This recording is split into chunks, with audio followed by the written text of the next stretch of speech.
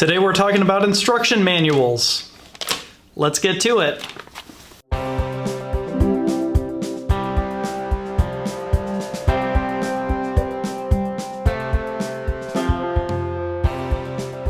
Hey Internet, my name is Jeff and I'm a pastor, and today we are talking about instruction manuals. Why are we talking about instruction manuals? Well, because when I was in youth group, I remember at one point I was taught this acronym for the word Bible, B-I-B-L-E. You may have heard this one before. It's Basic Instructions Before Leaving Earth. I've got a couple of things, as I've kind of grown and thought about that phrase a little bit more, a couple of hang-ups that I have with this phrase. The leaving Earth thing is one that we can talk about in another video. But one thing that I want to talk about in this video is the bit about the basic instructions. I was led to believe, and I think that a lot of people are led to believe, that the Bible is some sort of instruction manual, and it has some basic instructions for how you're supposed to live your life. Now, the problem, and the reason why I'm making this video, the problem that you might run into, that a lot of you might have run into, is that the instructions in the Bible just aren't very basic, are they? I mean, just to illustrate this point, let's take a look at a passage in Proverbs. This is Proverbs chapter 26. Yes, chapter 26, verses 4 and 5. Verse 4 says, "Do not answer fools according to their folly, or you will be a fool yourself."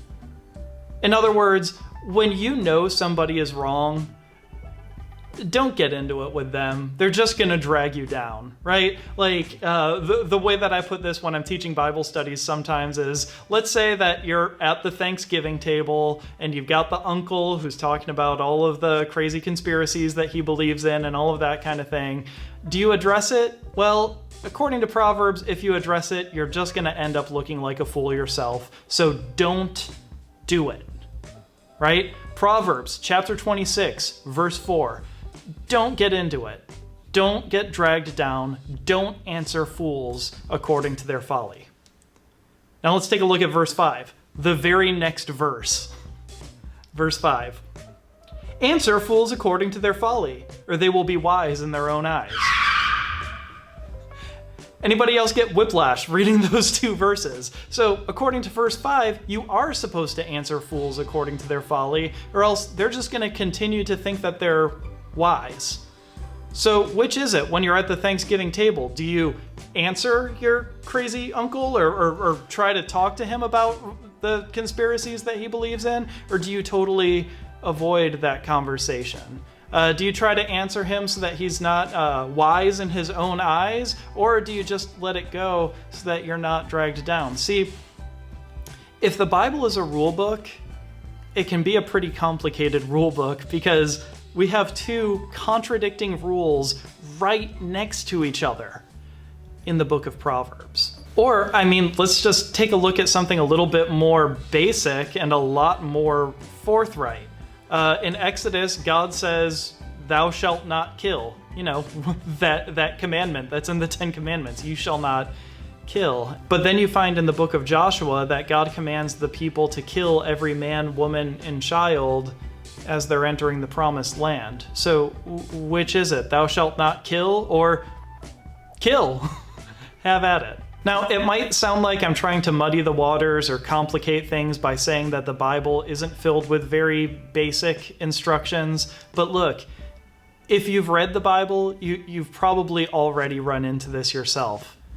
You've probably run into this tension that you have to say, well, yeah, there are some rules in here that I need to follow, but what about the fact that the rules seem to be changing sometimes? And so for those of you who are experiencing this tension as you're reading the Bible, that's why I'm making this video. I'm making this video for those of you who are experiencing that tension and reading the Bible and saying, wait, this is supposed to be a rule book, but the rules keep on changing. What's really going on here? Instead, I want to say to you that maybe the Bible isn't basic instructions. Maybe instead what the Bible does, rather than just offering us very basic instructions or some kind of, rule book to follow. I think this is for a fridge. What I want to suggest is that maybe the Bible isn't a book that just offers us basic instructions.